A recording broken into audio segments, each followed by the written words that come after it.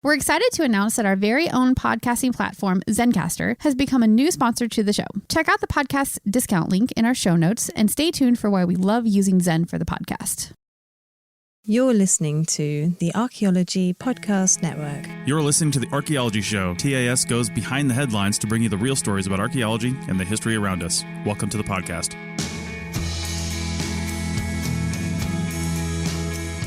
Welcome to the Archaeology Show. This is a live recording. Is that? I always say live recording, but those are two words that are not in the same sentence, or shouldn't be. Well, I mean, that would imply that there's an audience here. Oh, wait, there is sort of an audience. Yes, I guess there is. Yeah, it's not a studio audience. It's a Facebook audience, and a YouTube audience, which I think is what the pings you're getting from your phone are. I know. Yeah. Anyway, so this is a recording of the You Call This Archaeology Show with myself, Chris Webster, and Richie Cruz. And if you want to watch us live instead of recorded, then check out the facebook.com/archpodnet or Happy Archaeology Fun Time on YouTube. And that's not one word. It's like all separate words. Yes, but it is all one word if you're typing in the URL because you have a website too. Yeah. Oh shoot, I keep forgetting to update it. Yeah. Oh, so anyway, thanks everybody for joining us. I've got this new. We got a slightly different setup here, which is pretty cool actually. Yeah. We just decided to take the complication away, I think, because we've been doing a lot of different things to use these microphones to stream to multi-sources. But then I got this GoPro. Richie's always had this fantastic Android phone. Yeah. Yay, LG. Yeah. And so I'm sending to Facebook via the GoPro Hero 8 Black, and Richie's sending to YouTube via his LG phone. Yeah. And then I've got a nice studio light, which is blinding us, but makes us look good on the other side of the glass here. Well, we got to suffer. I know. There you go. So. Oh, wait. I realized that we haven't, we haven't had a live stream since before the primary. Or no, not the primary, the caucus here. Not that we're going to talk about that. Well, I mean, we can bring in politics just a little bit because today I saw that Tom Steyer backed out of the race, which is great because I don't know how much mail I get from that guy. Oh my God, no, it's not. Well, I mean, I do get a lot of mail. I got a lot of mail from him, but it was the constant YouTube videos. Like I haven't. Oops. Yeah. I mean, I haven't been seeing him on YouTube. I've seen the commercials. You mean? Yes. Yeah. But also, I saw while we were doing the CRM Arc live stream. Yeah. Pete Buttigieg backed out as well, which is a little surprising. Really? Yeah, he had some good momentum. I think Biden winning South Carolina just took the wind out of his sails. Oh. But backing out before Super Tuesday. I mean, come on. That's kind of like the clincher right there. At least stay in for a couple more days. Or they're doing the honorable thing and backing out, saying I can't possibly win, so I'm not going to cloud the race. I don't know. There is one thing I will say though. I thought it was funny that that MSNBC would not declare for Bernie Sanders until almost all the precincts were reporting, but they projected Biden as the winner with only 1% reporting. Right. And I imagine, I just want to see if Bernie Sanders wins the nomination, I want to see Chris Matthews burst out into tears because I feel like that's the level of hysteria that he and so many other centrist Democrats have. Yeah. I mean, my God. Oh. And let me tell you something. Yeah. We diverge a lot from archaeology on this show. Yeah. But and sometimes when we're talking about, construction in Reno or Richie's video editing software, we're really off the wall in archaeology. However, this does have a serious impact on the field of archaeology. Oh, that's true. Contract archaeology. Yeah, because Donald Trump definitely wants to dismantle, any sort of Section 106 protections. Yeah, I mean, the National Historic Preservation Act has been on the chopping block for a long time, at least to be stripped of all its powers. It probably wouldn't go away entirely, but and there's a lot of environmental things going on. Like, for example, I'm trying not to pay attention to the headlines because the headlines are written to be inflammatory, even from left-leaning groups. But the blowing up of Native American grave sites to make the wall down on the Mexico border. Yeah. I've seen articles. I saw a flurry of articles for about 3 or 4 days last week talking about that. I don't know what the reality is. I'm not going to comment on that. That's actually interesting because I have a friend who I worked with on a project in Minnesota, and he was actually doing the preliminary kind of monitoring down there, and he says it's all wrong. It's all wrong. Yeah. He was actually down there watching them do some of this stuff, and he's like, no. Well, I mean, here's the thing. I mean, it's interesting that you say that, because when you're doing archaeology and you've got construction companies and things like that out there, I mean, sure, Donald Trump might be able to say, I want this thing to happen. However, there are a whole lot of other people in the chain of command for this whole thing, right? True. And when you're out there doing a project, I mean, a lot of people are not in direct communication with the president of the United States. True. And it is an eminent domain national security project. Whether you want to see it that way or not, that's how it's being billed, right? I know. So it's an eminent domain. I mean, we're working on an eminent domain national security project next week. Well, I know. Okay, it's just in a different spot. Okay, so if there's land that the military or the government wants to take to do something that they think is important, they're going to do it. It doesn't matter if it doesn't matter if it's 1,000 miles from the border or on the border. It just doesn't matter. Yeah. So the point is, though, they still have to follow regulations, and if there's archaeologists out there, you know, they still have a job to do. If there's construction people out there, they still have a job to do, and people are still humans too. And I like to think that, you know, there aren't people on that project that are just like looking at a paycheck going, yay, Republicans, and just mowing through stuff, right? So I'm willing to believe, if I really thought about it, that it's probably some inflammatory headlines, but they are. I'm just going to tell you right now, if there are active known sites right there, which more than likely there are, but if there are active known sites right there, and they're going through those sites, it's not the first time that's happened. No. I'm not saying that's a good thing. No. I'm not justifying it. Well, it's interesting because, you know, if you live in the San Francisco Bay Area, almost every freeway goes through basically blasted through a Native American shell mound site. Well, yeah, and how many are underwater because of just like environment? I mean, there wasn't a San Francisco Bay 3,000 years ago. 4,000. 4,000 years ago, whatever it was, you know. But as the sea levels rose, it's so shallow out there that it just covered up a whole bunch of sites. Yeah. And I'll tell you what, you know how easy it is to dredge through a site? Pretty easy. Because they dredge all the time, and because it's underwater and nobody is there to see it or complain about it. I'm sure they're dredging through archaeology constantly. Well, it's also interesting because I know, you know, I mean, on a similar topic, it's interesting that scrap metal prices have hit a point where people are going to these old World War II shipwrecks, and just like scrapping the old warships. Sure. You know, which is kind of gross when you think about it, because, like, you know, there are definitely people in there. Ugh, just thinking about it, it's like, ugh. Yeah. I mean, that's like, you know, that's like a zombie or a horror movie right there. Right. Ugh. Hey, I'll comment right now. Again, this is for the, if you're listening to the recording of this show, join us live. If you like the Archaeology Podcast Network Facebook page, you'll get notification. And I'm sure if you subscribe to Richie's channel, hit the bell, you'll get notified when he goes live as well. Hopefully. I got an email and a push notification when you went live. Wait, really? So, yeah, I saw it. Wow. Cool. As I was setting up mine, I saw yours coming through. Cool. But I wanted to say we've got Ryan Scott has joined. He joins us all the time, as well as Chuck Hutchison. Chuck, you're a glutton for punishment because he was on the last recording we just did.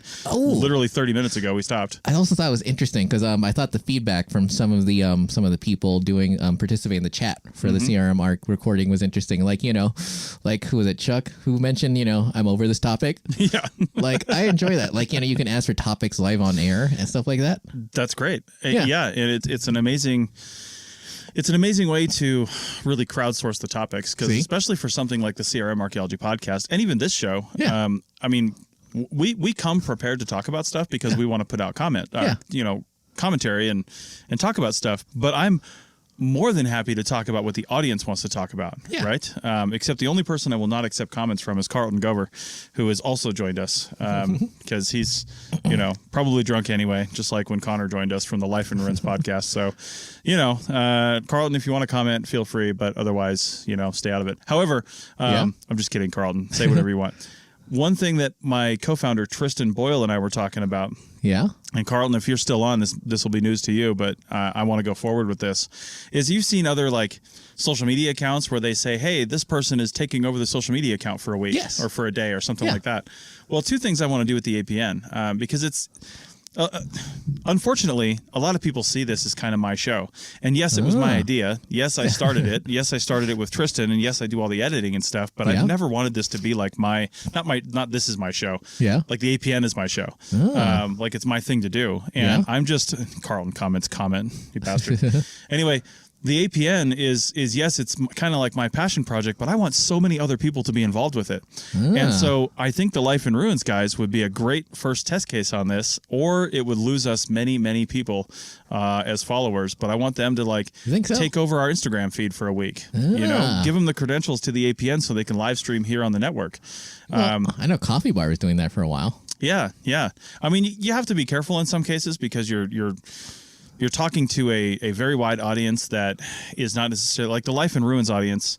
True. Knows what to expect out of a Life in Ruins podcast. Yeah. But the APN audience in general is a little bit more, how should I say, it's a little bit more broad than that, right? Like there's people that are of different walks of life, different countries, different nationalities, and honestly, there's concerns about Facebook as well. Like you can get banned from Facebook for broadcasting certain things, just like you can for YouTube. Oh yeah. If you break the community guidelines, you have to be careful about that kind of stuff. Well, one of my favorite YouTubers. Oh darn, now it's too over.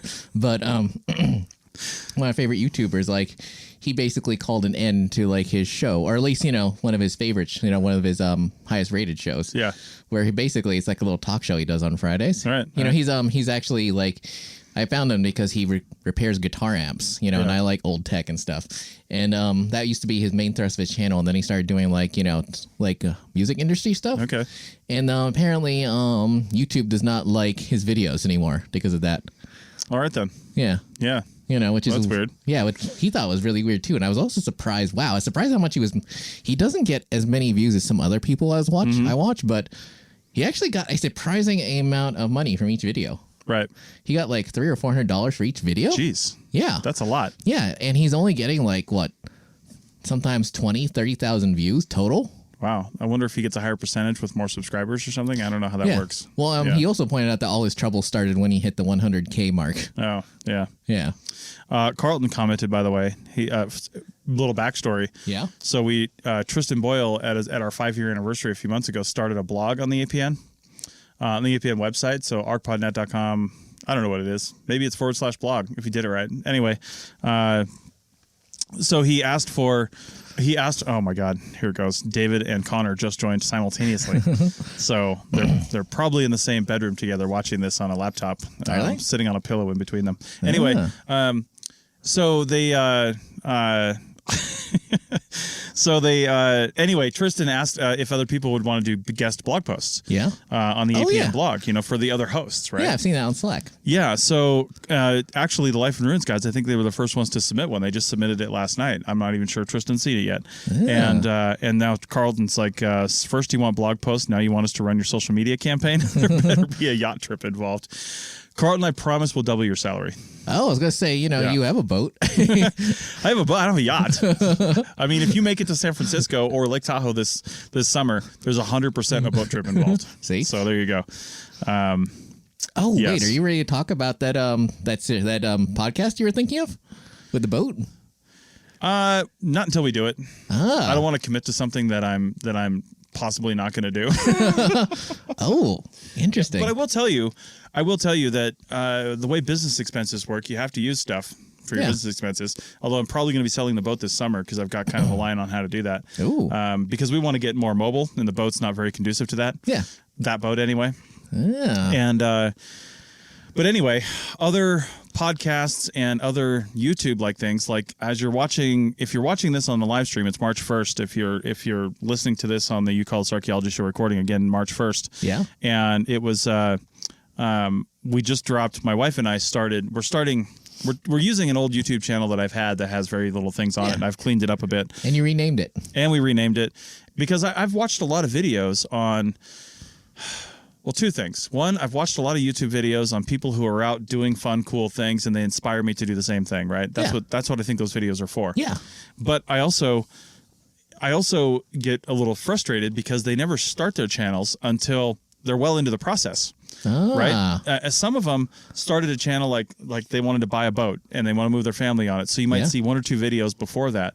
But I want to know, what were you doing before that? What was your lives like before that? You know, what were you doing? And my wife and I don't have any kids. We look back on our history, and we've done a lot of cool things. We lived on the road, not in an RV like these fancy people do. We lived on the road shovel buging for 2 years. Yeah. You know, in our SUV, just like with no house and all our stuff in storage. I mean, that's what these guys do, except we did it in the context of CRM, like so many shovel bums that are watching this right now or listening to it have done, right? Yeah. A lot of people do this without a base of operations. They're just like out there doing it. And I think more of us should tell that story. So what I want to do, I eventually want to be living full time either in an RV or a boat. Ooh. We might move to an RV first because it's a little bit easier on the psychology to start with an RV rather than a boat.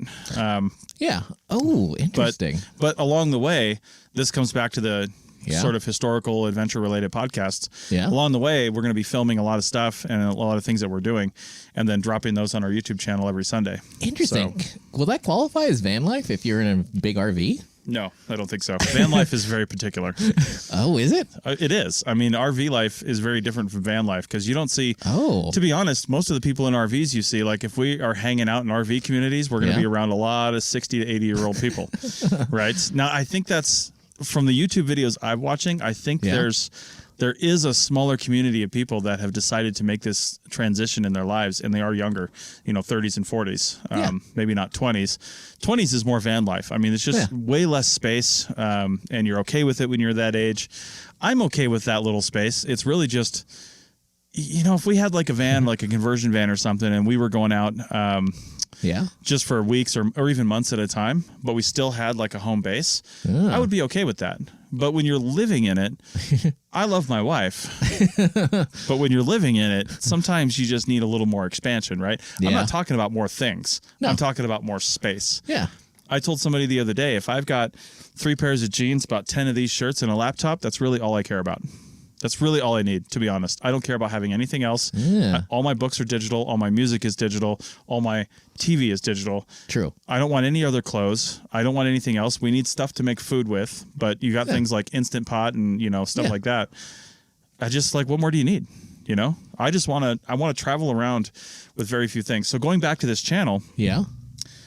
The whole point of this is, and when my wife gets back, she had to take kind of a last minute trip to North Carolina. So she's there now, but business? No, her sister. Sister's birthday, actually.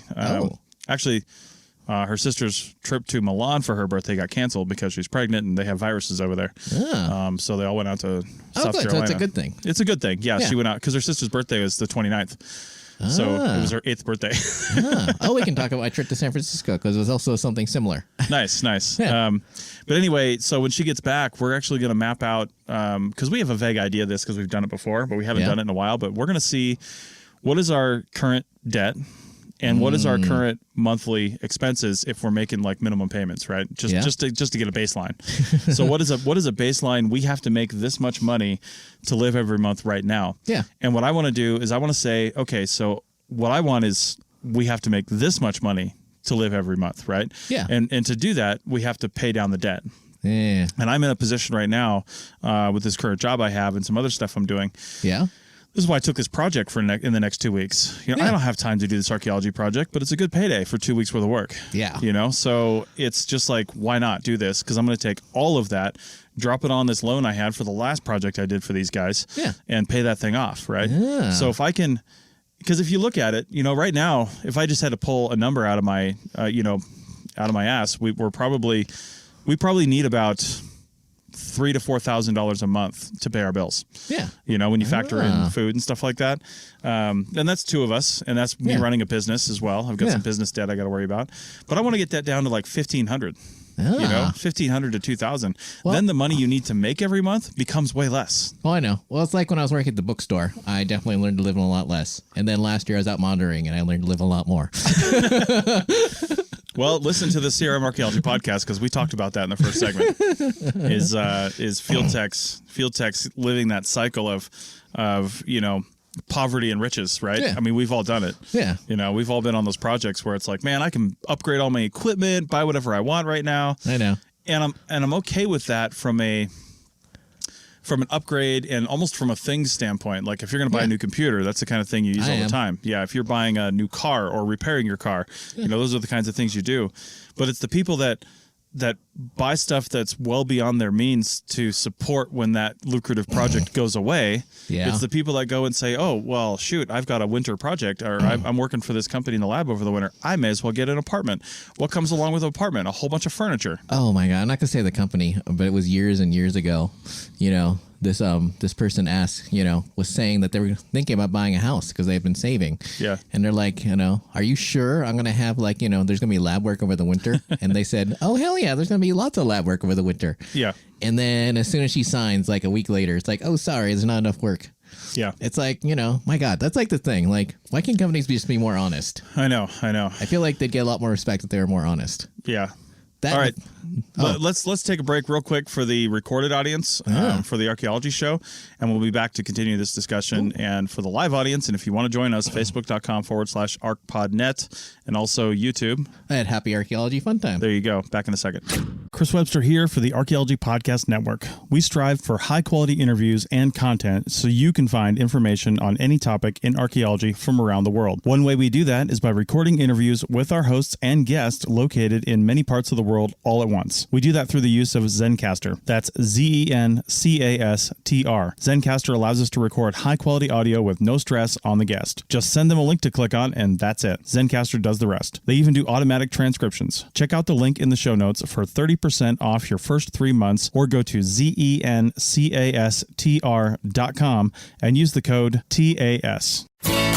Okay, you can do this. I know. Carvana makes it so convenient to sell your car. It's just hard to let go. My car and I have been through so much together. But look, you already have a great offer from Carvana. That was fast. Well, I know my license plate and VIN by heart, and those questions were easy. You're almost there. Now to just accept the offer and schedule a pickup or drop-off. How'd you do it? How are you so strong in letting go of your car? Well, I already made up my mind, and Carvana's so easy. Yeah, true. And sold. Go to Carvana.com to sell your car the convenient way. And we are back for the Archaeology show. I don't know what episode number this is because we're recording it live. I don't know when this is going out. But thanks for joining us. If you're on the live stream, thanks for joining us. Send in your comments over on Facebook, over on YouTube, and we'll keep this show going. So you mentioned in the last segment something about San Francisco. You were there this weekend?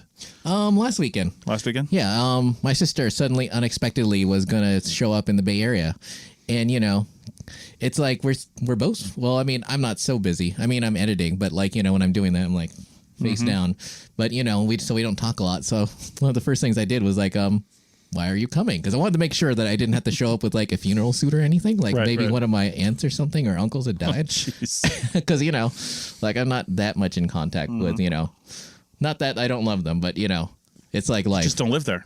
Yeah, but it turns out one of my nephews, he got a scholarship to he got a scholarship to a university in New Zealand, and he's about to wrap up like his last year. So he's nice. Flying through San Francisco, and he bought a ticket for his mom to also join him.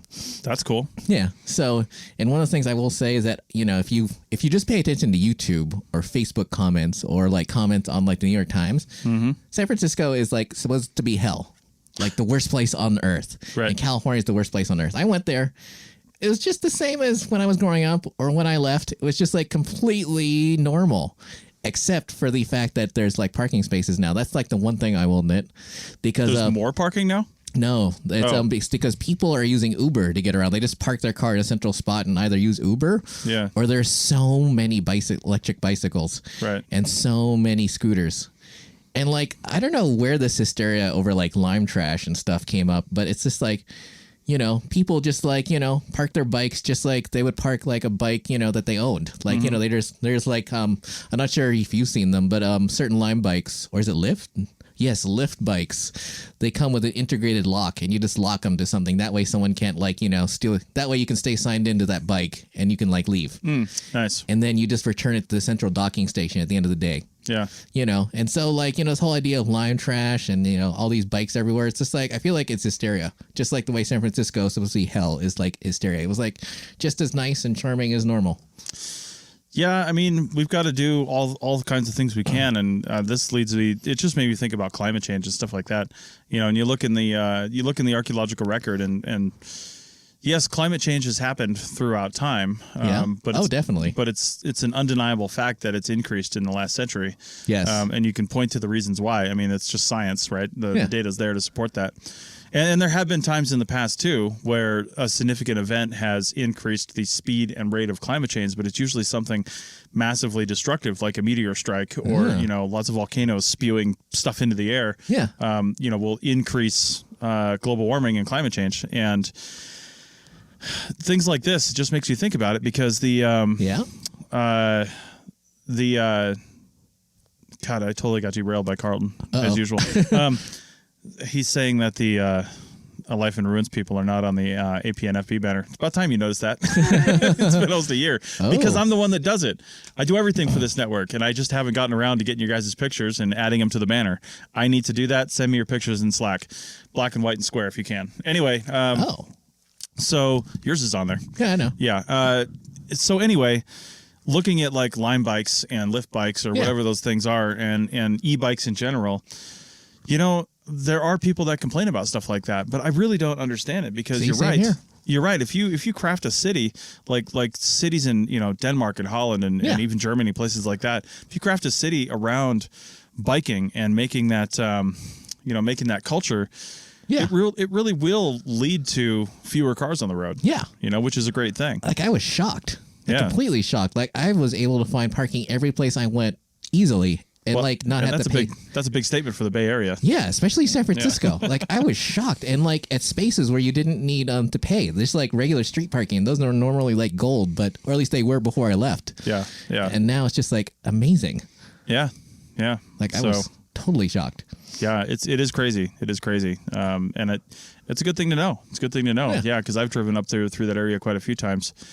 And man, sometimes it's good, sometimes it's not. Oh, it's also interesting at the SCA venue in Riverside. God, I forgot the last time I passed through there. Oh God, like it was like at least 2 years ago, maybe, or whatever. They also had the scooters and the bikes everywhere there. So that's going to be a fun way to get around town. Nice. Yeah, and they're all right next to the convention center. Like there's actually like a docking station, I think, for some bike service right next to the convention venue. Well, and I'll probably be bringing my bike too. Oh, really? Yeah, because my wife and I are going down for this is the Society of California Archaeology Conference that starts on the 12th, I think, of March.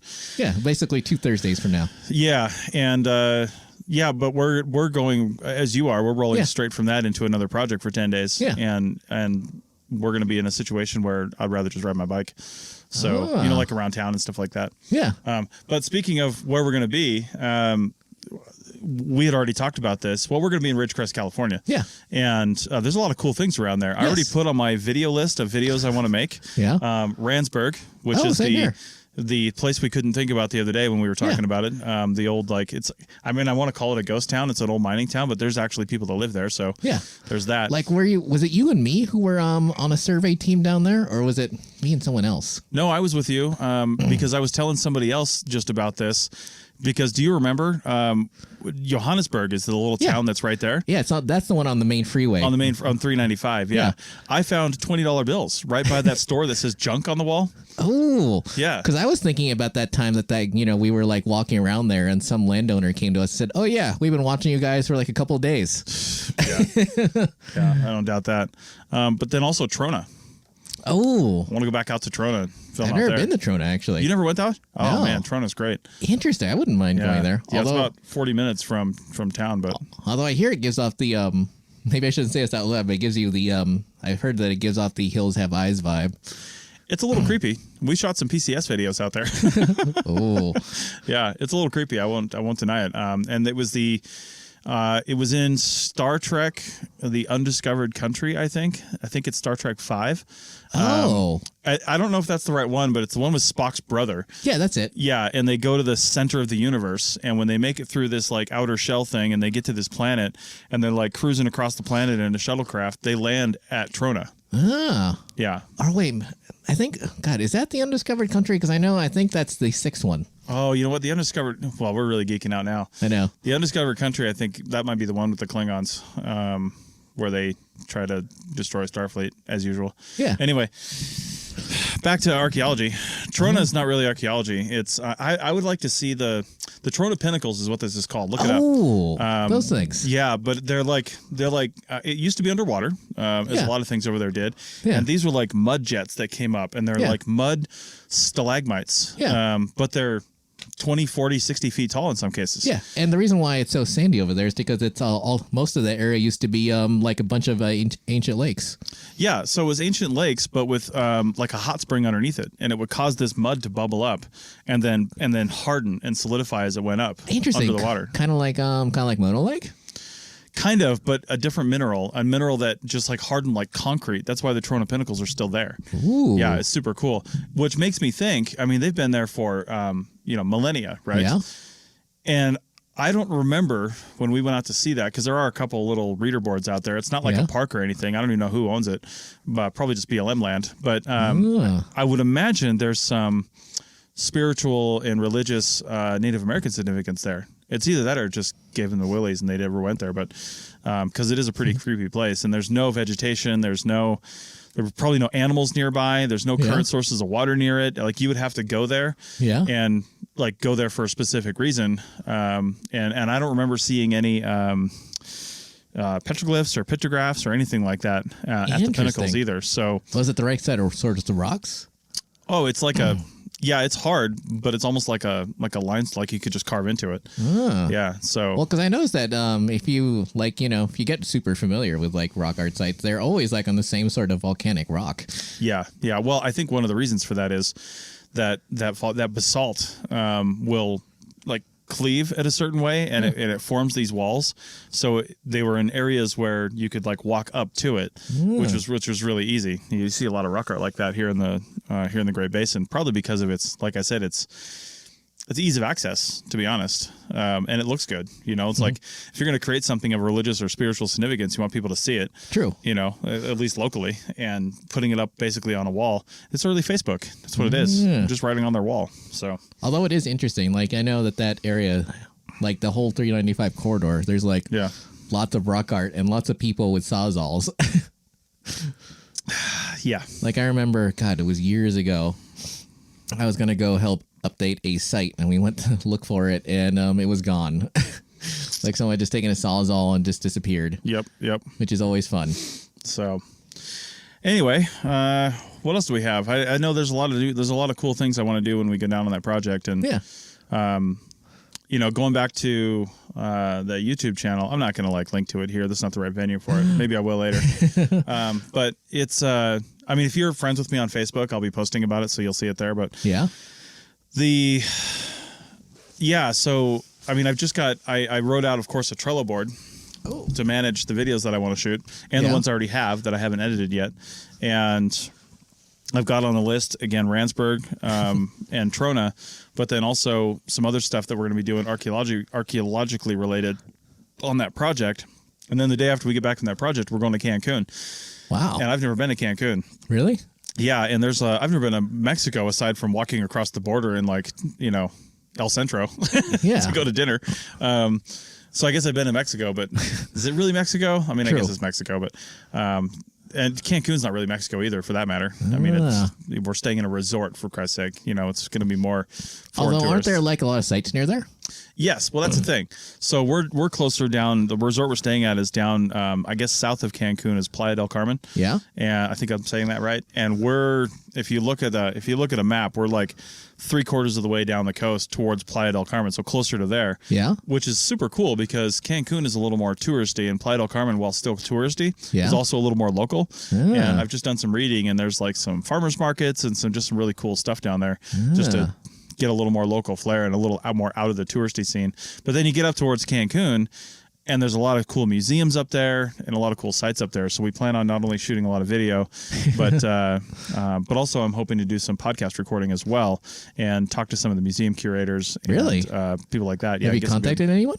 I haven't had any responses back. I don't know if that's because I don't speak Spanish, but I'm still working on it. Well, it's not like they're responding and I can't read it. I just don't know if they're reading mine or care. That's what I mean. Yeah. Like translate before you send? Oh, maybe. But I'm wary of doing that because it's not perfect. Oh, I know. And I don't want to say the wrong thing. It's also really difficult. Like I've looked at probably 4 or 5 different museums down in the Cancun area. Yeah. And finding something that's not just like info at the museum, as the email address is really hard, finding people's actual names. So I went over to LinkedIn and I was searching like the museum names on LinkedIn to see if it showed up as somebody's like job title. Yeah. And I found a couple and I sent them messages through LinkedIn, but I haven't had any responses back. So I'm trying everything I can. I might just have to walk in the front door with my recording equipment and say, hey, can I talk to the curator? Wow. So I have no problem doing that. They'll either say yes or no. If anybody's listening to this or knows anyone that works and lives down in the Cancun area as an archaeologist, I would love to talk to them. Ooh, or someone who's done work down there who might have like contacts still. Well, that's what I'm talking about. Yeah, if you know somebody because you worked in that area or you went to school with them or something like that, then seriously let me know because I'd love to get some great material for the APN audience. Yeah, especially for this show because that's probably where it would go. Well, it's interesting, to continue on with this topic, I also have I don't have a Trello board. I actually just have a giant spreadsheet. Yeah. The thing is that I've been, trying to do some preliminary research on all the stuff places I want to visit. Because I realized that, for my 4th week, because obviously I've got scheduled out for through December for 2 weeks a month, but I want to increase to 4 weeks a month at some point. Hopefully we'll see if that happens. But I've been trying to do there's certain places I want to visit, like Sand Mountain. Outside of Fallon and stuff like that. And you try to do some preliminary research on these sites and nothing. It's just a less than a paragraph worth of stuff. It's just man, I could that's one of the reasons why, and I want to do the series I want to do, which is namely going to these touristy sites and kind of bring an archaeologist eye to it. Yeah. Just because there isn't a lot of info on any of these places. Mm-hmm. The only thing I learned about Randsburg is that it was founded in 1895. There were 2 fires, and they pulled $60 million worth of gold out of there, but they don't say when. When they took the measure, I assume it was 1930s money. Well, and along those lines, I've noticed that a lot of the, pamphlets or reading material or display boards or whatever, probably written by, if not archaeologists, people in a museum setting, they got a museum studies thing, or maybe they work for the BLM. There's probably some archaeological, influence in writing it, but they do seem like they're written for a little bit too wide of an audience, which means you don't get a lot of information, right? It's just straight up information. So you're right. Reading these things and then discussing them on the show or on a recording, from an archaeological context, I think would be real interesting. Plus, there's also stuff that we can spot that, or talk about, that people wouldn't necessarily notice. Because at a lot of these places, they've got to point out the sexy stuff. They got to point out the head frames and point out the structures and stuff like that. Yeah. But, walking around and point out, but look at all these, milk cans. They're not pointing that out. No. Look at this pile of garbage over here. That's actually really interesting. Yeah. Or a friend of ours, who was in Tonopah apparently at some point and found the world's first guided bomb. Nice. Just sitting in the middle, someplace in town. Yeah. And it's wow, that would be super cool to talk about in video. I know. Oh, I saw that. That was at the museum. Yeah. Yeah. So yeah, it's stuff like that we have that unique perspective. I'll never forget when I learned. Somebody told me this because we found, was it near Tonopah? It might have been, but I was on a project and we were finding mining stuff, and it was this old mining claim. There wasn't a whole lot of it left, and but it was a relatively substantial operation in the day. Yeah. And in one of the trash piles, we were finding among other things, I'll never forget. This one sticks out in my head, but Ghirardelli chocolate tins, and again, I don't know what the source is for this information. Yeah. But what I was told was when you start finding stuff like Ghirardelli chocolate tins, because that wasn't something your average miner had out at the mine, it either meant that the town near them was becoming prosperous and stuff like that was becoming accessible. And usually at the same time, they were becoming prosperous. The mine was producing a large amount of gold. The miners are getting paid more money. Everybody's getting paid more money. So they have fancier things out there. You'll see that in the pottery, or the ceramics, I should say. Ooh. And also in the tins and the kind of food that they were eating. Yeah. The luxury items start to come in when the success starts to come in. And there's a direct correlation with that. Yeah. Oh, interesting. It's not like these days where you can see a single wide, crappy trailer full of mold and falling apart, and yet they've got an 85-inch TV and a sound system inside, a dish on the roof. Oh my God. Like, when I was spent that month installing cable, there's like a certain part of Reno called Sun Valley. And I learned that all the rumors they said about Sun Valley were very true. Yeah. Like I went to a house and the place had was like a double wide, and there were holes in the floor, and yet they had like a special edition Sony PS4 and a giant 60-inch flat screen, and they were paying to have this cable installed in this house that literally looked like some of the sites, like some of the abandoned buildings we've like documented. Yeah. And the place was so gross and so disgusting that instead of like hanging out on like the furniture that was piled high with like clothes inside, they had all these cars in the front yard, and that was their living room. They were just like sitting in these cars, just just playing on the internet with their phone and stuff. Oh my God. It was like, wow. I can't. Yeah. That's something. So, I mean, now of course all those people in Sun Valley are gonna be super angry at me, but whatever. Well, that's right. Probably don't have a lot of listeners from Sun Valley. You never know. All right, well, let's take one more break for the recorded archaeology show. Again, if you want to join us live and you're listening to this recording, facebook.com/archpodnet, ARCHPODNET, but also on YouTube. And happy archaeology fun time. Back in a second. You may have heard my pitch for membership. It's a great idea and really helps out. However, you can also support us by picking up a fun t-shirt, sticker, or something from a large selection of items from our TeePublic store. Head over to archpodnet.com/shop for a link. That's archpodnet.com/shop to pick up some fun swag and support the show. Welcome back to the Archaeology Show. This is the recording, obviously, but of a live show that we do, as I mentioned at the end of the last segment. So, again, Facebook or YouTube, links will be in the show notes. All right. What's next? Oh, I don't know if you actually listen to the podcast, but I remember sending you a link to a podcast where these firefighters were using e-bikes. Mm-hmm. Yeah. Yeah, for like their I guess fire surveys, you'd call them. Yeah. Where they're using 360-degree cameras, and then was it thermal cameras, and then drones to basically get full coverage, which I thought was super interesting. It's like, wow, how much faster would surveys be if we could just especially those roadside ones, if we could just I realize it's almost the same as using an ATV for some archaeologists, but I feel like a bicycle has less impact. I might be wrong. You're right, but less of well, I guess it would be okay for a survey, though. It's like most of them have like a 40-mile range, which should be enough for a day. Yeah. Yeah. Especially if you're actually pedaling as opposed to just like, hitting the throttle. Right. Well, and a lot of these, I mean, they're fat bike tires and stuff like that, so they can get over some terrain. Yeah. Be an interesting way to get out to places.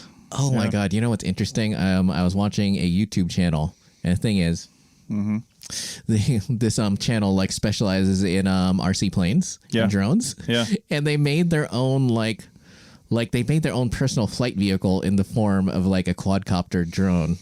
And they're flying around. I'm thinking, wow, would you try something like that?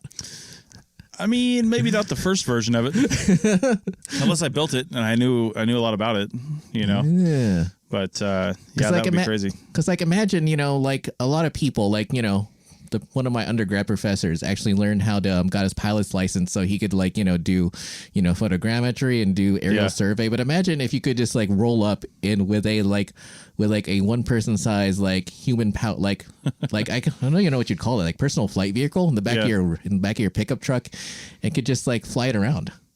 I mean, if you're talking about that, why not just send a drone out? What do you need a person on there for? Oh, that's true too.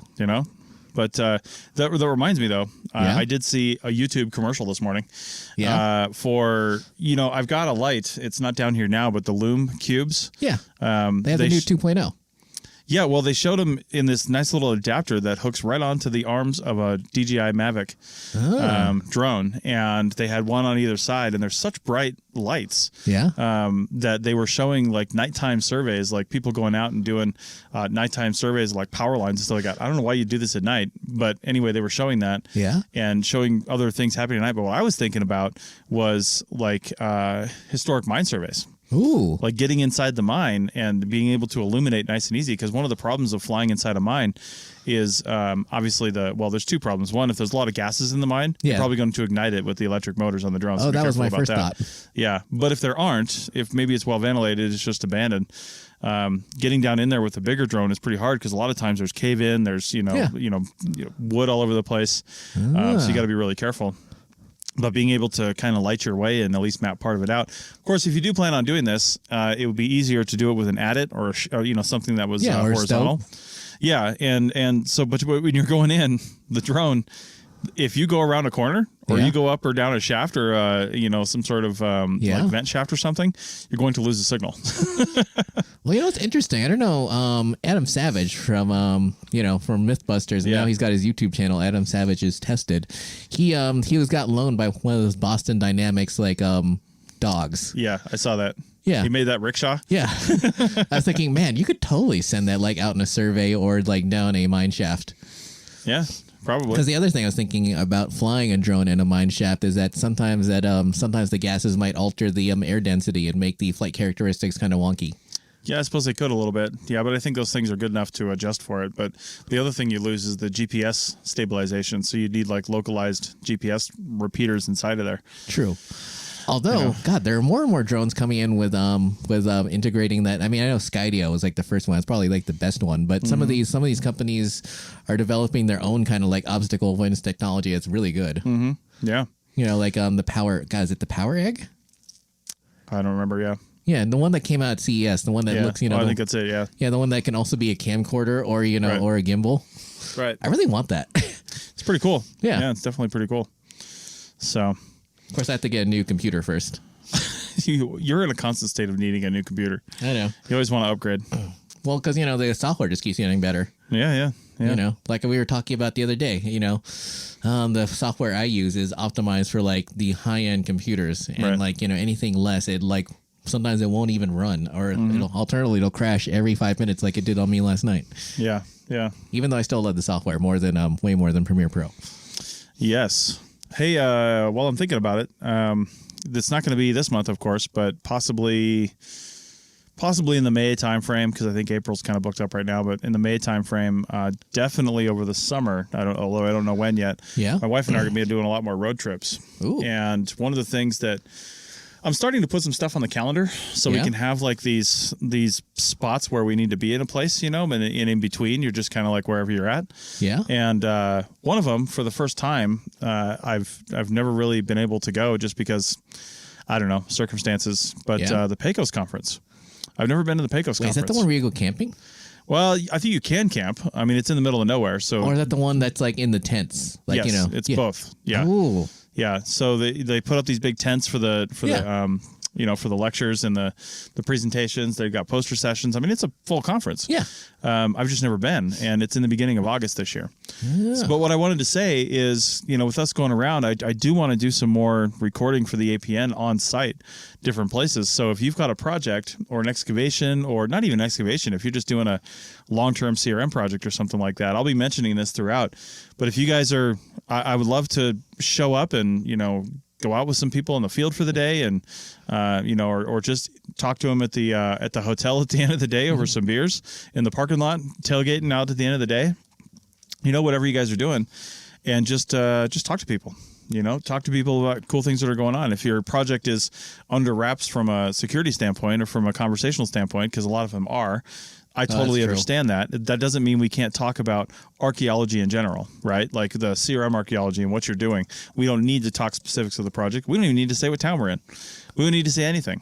But it's fun just talking to people that are in the moment, in the field, and they have that real perspective right there. Although first I feel like you have to cycle some of these some of the older archaeologists who definitely are very paranoid and want everything locked down. You can't even say what you're doing in town. You can't even tell people you're an archaeologist if you're there. Well, thinking like that is why our field is in the position it's in. I know. Nobody knows what we do or why we do it. And for that reason, we have no champions. Oh, it's interesting. A buddy of mine, she had to get her car repaired.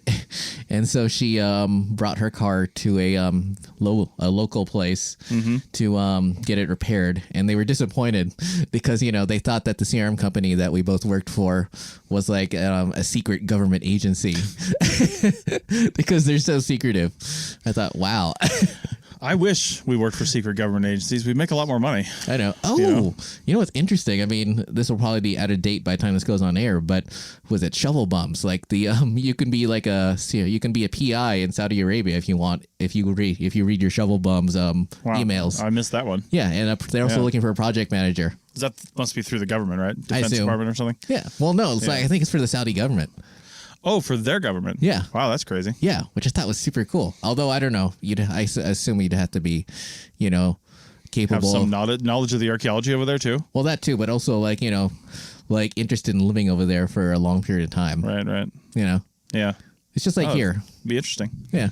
Like, not everyone wants to live in like Tonopah and be a BLM archaeologist there, like live there for like 20 years. I mean, we know a couple of people that live in Tonopah. They don't even work for the BLM. You know what I'm talking about? Maybe. Yeah. I see them at the NAs all the time. Oh. Yeah. Oh, wait, that's next week, isn't it? I think so. I'm not going to be there. Yeah, that's the problem with them having it like right outside of Vegas, but not close enough to Vegas to make it worthwhile to go. Yeah. Especially that town. Yeah, if you want to go to the Nevada Archaeological Association conference and you're watching this live, because by the time I release this, it'll be after the conference. Or I'll probably release this next Saturday and it'll be during the conference. So, but if you're live with us right now and you want to go, it's in Pahrump, I think. Yeah. Which I've never actually been to Pahrump. You know Neither have I. Yeah, because can you even drive through Pahrump, or do you have? Is it like a destination? I feel like Parump's at the end of a dead end road near Death Valley. Like that's always in my head, like what Pahrump is. Yeah, but I don't know. That's probably wrong. I'm sure you can drive through it, but I don't know where you're going. So. Oh, what's interesting? Yeah. I mean, I'm not. So, are you going to just be doing podcasting at the SCAs, or are you going to be doing some video recording? I'm hoping to do a little bit of both. Especially, it depends if the Wi-Fi is good. We might be doing some more Facebook Live stuff with the GoPro as well. Oh, because I have totally been saving up my data, so I should at least have we should be able to at least do a 15, 20-minute show. I don't know how much gigs this app sends out or uses. Well, like I said, this is a small conference, so there's all the possibility that they will have Wi-Fi. That's not half bad, and we can actually transmit with it. Yeah. So I'm also going to be recording a video going down there. Too. Yeah. I'm gonna be trying to see what advice people have. Nice. Oh my god, God, you and I both know this guy. I think he's one of the moderators for was it Archeo Field Techs? Yeah. He used to go around for random reasons asking people. God, what he used to ask at the SCA? He used to ask what's your field setup, or what's your favorite piece of field gear, something like that. I don't even know why he would ask people that. He would just ask people that. But I want to do something similar, except on video. Nice. I said I'm going to be asking them for conference advice. There you go. Don't be that guy at the bar who's swaying and hanging on the people while trying to hand out your resume and say what an awesome report writer you are. Right. Because that does not make the best impression. More importantly, it's not why you're at the bar. You're not at the bar to solicit people's resumes or try to give them job leads. That's not the way you network. No, it's interesting you're bringing that up, because I was talking about this the other day with somebody. It's people get networking wrong all the time. Oh, all the time. I'm at networking things here in Reno that aren't archaeology related, and they're still doing it the wrong way. Are they? I go to this one thing every week. It's called Brewing Up Business Reno. We're at a different pub, and you do get a handful of people in there that are just very forward with their, this is what I do, and this is how I can help you, right? Yeah. There is a time and a place for that during that hour. At the very beginning when you introduce yourself, it's really just 10 seconds of, hi, I'm Chris Webster and this is what I do. You're not handing out business cards. But at the end, when after the discussion's over, yeah, sure. If somebody says, hey, can I get your card? I want to talk to you about some stuff later on. Yeah, no problem. Yeah. This is not the venue for making a deal, though. No. This is the venue for making contacts and more importantly than that, making friendships. Yeah. Friendships are what breed real networking, you know, and that's what, man, this is such a hot topic because we talked about this for 40 minutes on the Sierra Mark podcast just an hour ago. Well, the thing is, it's I had a buddy, and I had submitted a resume to a company that's on the other side of the mountain. Yeah. And they were like, we got we've got a long-term monitoring gig if you want it right now. And we've also got a lot of stuff coming over the field season. I'm like, I will skip the monitoring since I just did that for the past year. But then I passed on the lead to someone else at random. Yeah. A friend, because she that's up her wheelhouse. That's up her alley. That's something that she can do. And hopefully they gave her the job, but you never know. But the thing is, she wasn't always pestering me about job leads or trying to give me her resume or anything or give me her card. It's just because she's a buddy. Yeah. Absolutely. By the way, before we'll get back to that topic in a sec. But someone actually came up with a good idea. Automated screening drone with built-in strata for 32nd of an inch screens, or basically a screening drone. I mean, they have auto screening machines right now. I know, like Grizzlies. Yeah, but nothing you can like bring out in the field with you. I know, yet. Yeah, because if you're talking about a screening drone, you also need a shoveling drone. Well, I guess that's true too. Right. Yeah, that would be hard to do. Oh, I think. Alternatively, that does make me think of the little Power Wheel sized little excavators that you see sometimes kids playing with. It makes me think of a larger issue though, because I keep saying.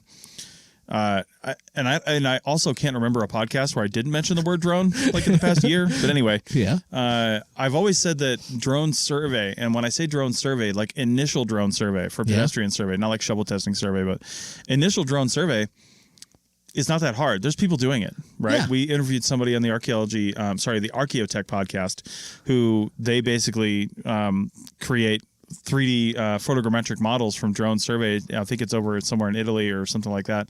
Oh, I was listening to that one. Yeah. There's most of it. Yeah, and then they created an algorithm basically to have the computer system identify pottery, because that's the thing that they find out there. Yeah.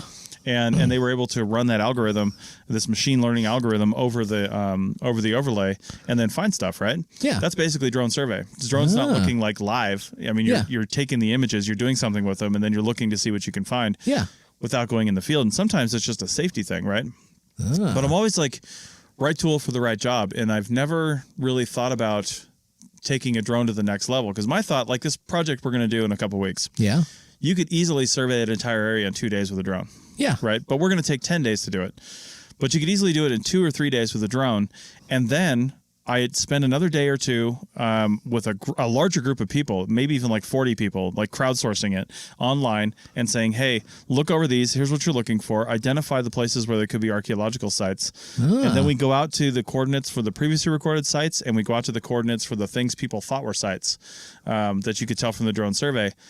And I've always thought that that's where the human element comes in, and I've never really thought about, because we don't want to think about automating that part. Right now, we're only thinking ahead to, we're going to get the initial survey done because it can be done quicker and more efficiently and safer by machine. But then bring in the archaeologist when you go to the excavation phase. But now I'm thinking, well, what would be the advantage? Let's think 50, 100 years into the future. What would be the advantage of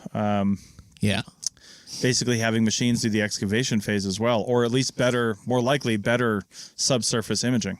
Ooh. So you don't have to excavate at all, because obviously we'd like to be non-destructive. Of course. Unless we're pulling stuff out for a reason. Yeah. But so what would be the advantage to having machines there? And I think the only reason we would end up going that route is thinking way into the future, when people basically have fewer jobs. Like there's fewer people that actually work. Yeah. And therefore fewer people that are actually gaining those skill sets, and we might be going back to archaeologists that basically have a theoretical knowledge and not a field knowledge, and they're just analyzing the data from the mechanical excavations. Oh my God, or science fiction, but whatever. I was also thinking, my God, one of the reasons why I was thinking about the Nevada caucus is because in Iowa there was like a special app they developed. Yes. Yeah, that famously failed. Yes, and they were going to use the same app here in Nevada. Yeah. But they didn't. Instead, they used an off-the-shelf Google app.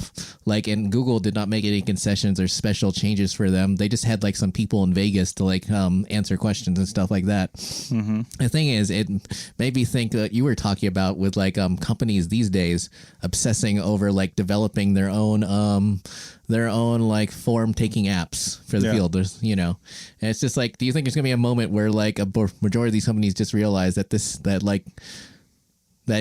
basically had their Iowa moment and come to something standardized? I don't know, man. I'd like to think so. I mean, in a good way. Yeah. I'd like to think that standardization in this field, as far as form. Here's the problem: we don't even have standardized forms yet. Oh, I know. The closest that I've ever seen to standardized forms is the BLM IMAX forms. Yeah. Right. And that's here in Nevada. And it used to be even more standardized. The weird thing is we've gotten less standardized because it used to be the Intermountain Antiquities Computer System. That's what IMAC stands for. Yeah. And it went from, I think Wyoming used it. Yeah. I think Montana. Idaho, Colorado. Yeah. And then, of course, Utah and Nevada. Yeah. But I don't know when this happened, but at some point they all diverged. And I don't know what the other states are doing, but I know Utah's got their own. They put out a new one a couple of years ago. They did? Nevada put out a new one in 2012. Oh, I thought we just used the standard short form. Yeah, but that's my point. They changed from the long form with the part A, B, C, and D to just a short form. That's different than the IMAX form. Ah. The short form is not the IMAX form. I mean, they're calling it that, but it's not really. Oh. So... the real IMAX form was the long form, part A, part B, part C, part D. Yeah. And the short form was intended for smaller sites where you just need to record some quick information. But then when they went to the short form, they diverged from the whole IMAX system because the short form is not... You put all the information on the short form, but the thing I didn't like about it, where digital archaeology comes in and helps, is the short form requires you to actually know some things about site recording. But let's be honest, a lot of people out there don't probably have a lot of site recording experience. I mean, that's just a fact of CRM archaeology. There's a high turnover. True. So when you're not prompted for all the different pieces of information and you're expected to just know it and write it down in a paragraph, that becomes a lot more difficult. And that's why when I've written up forms for myself and for WildNote, for say Nevada IMAX forms, I mean, there's other prompts in there. But it still produces the short form. Yeah. But there's other prompts in there so that you're not missing something. I've always said that I don't care what state you're working, if you have a site form, it's not a site form, it's a checklist. It's a checklist to make sure you don't miss something. Yeah. That's all a site form is. The California DPR forms, as annoyingly long as they are, they're probably some of the most detailed archaeological checklists that I've ever seen. They definitely are. I mean, and that's really all it is. In the field, when you get back in the office, you can do your analysis, move things around, but in the field, it's a checklist so you don't miss stuff. That's how I think you have to see it. Although, reading over a lot of California site forms like last year, it's like, wow, a lot of people don't even bother filling out most of it. Yeah. And more importantly, I think the craziest thing is where I would come across a site form, it would be for like what in this state would just be an isolate. Yeah. It's like, wow, you gave a site number to like one arrowhead or one projectile point. In a lot of areas, like the primary form, which is the first one, it's used for isolates. Which is crazy to me. It's because they don't have another way to record isolates in a lot of the information center regions.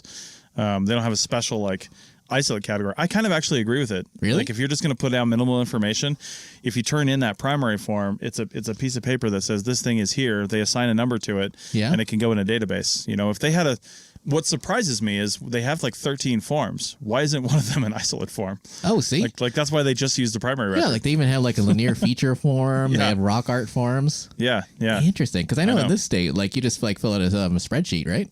There's no standard. Oh, there's not? You just turn them in.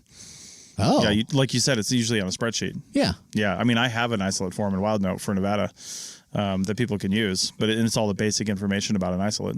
So... Really? I did not know that. Yeah. Yeah, but there's no standard for turning in isolates. I mean, obviously you need coordinates, a description, a photograph if necessary, if it's a rare or some sort of feature or artifact.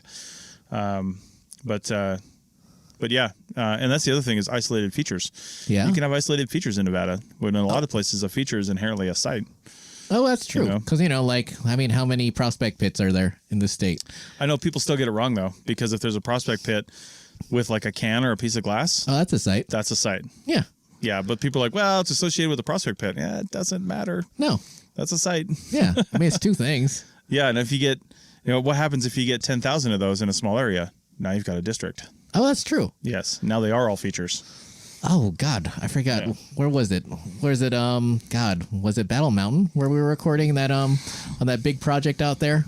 Well, there was one big one out there, the Copper Queen, I think it was called. Yeah, and we were just like walking along, like the four of us, like the whole, the crew was we had on. Hundreds of features. Yeah, hundreds. Yeah, and that's also where you found like the ice cream truck. Yeah, I just saw that in my Instagram feed actually. Really? Yeah, I took a picture of it a long time ago. I was looking for it to show somebody because we were talking about it. Yeah, it was an ice cream truck. It was the freezer box portion of an ice cream truck that was sitting on the top of a hill away from the mine. Yeah. Like sufficiently away from the mine with dirt built up around it. And I think they used it. The ice cream truck has a lot of natural insulation because it's a freezer truck. Yeah. And from what I was told, I don't think we knew this going up there. Maybe somebody said it. Somebody smarter than you or me when they saw it said they used it to store their explosives. Oh. Yeah. Interesting. Yeah, because they use a lot of explosives on a mine. That would be a natural place to store them. Oh, I was thinking because I still have van life in my mind, and I've seen like YouTube videos where people are doing what's like stealth van life. Yeah, where like they rent like a U-Haul, U-Haul van, and just like convert it into like it's like a living room inside. Yeah, for like a week or whatever. That'd be hilarious. Yeah, yeah. I don't think I would want to live in the back of a U-Haul truck. Talk about no insulation. Well, I mean, it depends. If you bought it and own it. Well, yeah, but if you rent it for the week and you try to do that, it's not going to be very good. True. But I imagine you could make a U-Haul truck look pretty nice in the back if you remodeled the whole thing. Yeah. But you're not going to do that with a rental. Yeah. All right, well, that's all the time we have for the Archaeology Show recording and for You Call This Archaeology. So, again, facebook.com/ArchPodNet, ARCHPODNET, if you want to join us live. We're also, this recording will be on the Archaeology Show. I keep pointing to the mixer because this is where the recording is happening.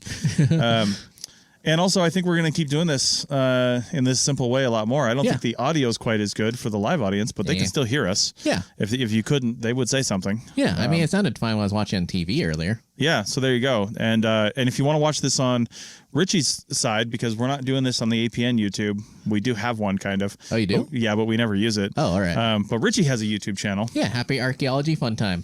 So check that out. He's got a lot of really cool stuff on there, posting a lot more videos, a lot of helper stuff for people new in the field. Yeah, and a lot more stuff upcoming.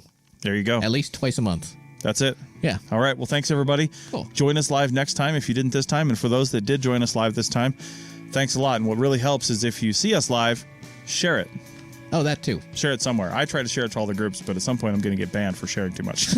Really? So I need you to share it for me. Yeah. All right. Thanks, everybody. Yeah. See ya.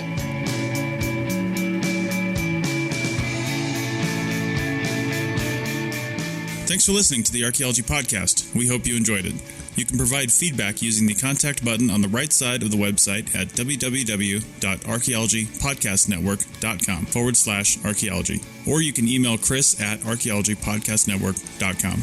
Please like and share the show wherever you saw it so more people can have a chance to listen and learn. Send us show suggestions and follow ArchPodNet on Twitter and Instagram. This show is produced by the Archaeology Podcast Network. Opinions are solely those of the hosts and guests of the show. However, the APN stands by their hosts. Special thanks to the band Sea Hero for letting us use their song I Wish You'd Look. Check out their albums on Bandcamp at seahero.bandcamp.com. Check out our next episode in 2 weeks, and in the meantime, keep learning, keep discovering new things, and keep listening to the Archaeology Podcast Network. Have an awesome day.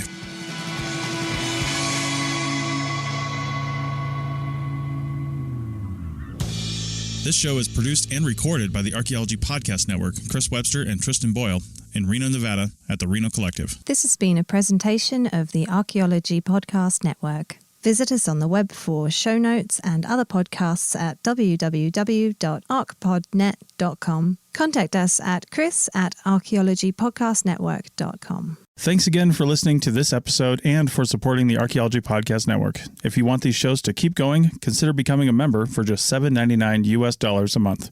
That's cheaper than a venti quad eggnog latte. Go to archpodnet.com/members for more info. Did I hear you're shopping for a car? Because I've been at it for ages. Ugh, such a time suck, right? Not really. I bought it on Carvana. Super convenient. Oh, then comes all the financing, research, am I right? Well, you can, but I got pre-qualified for a Carvana auto loan in like 2 minutes. Yeah, but then all the number crunching and terms, right? Nope. I saw real numbers as I shopped, found my dream car, and got it in a couple of days. Wait, like you already have it? Yep. Oh. Go to Carvana.com to finance your car the convenient way.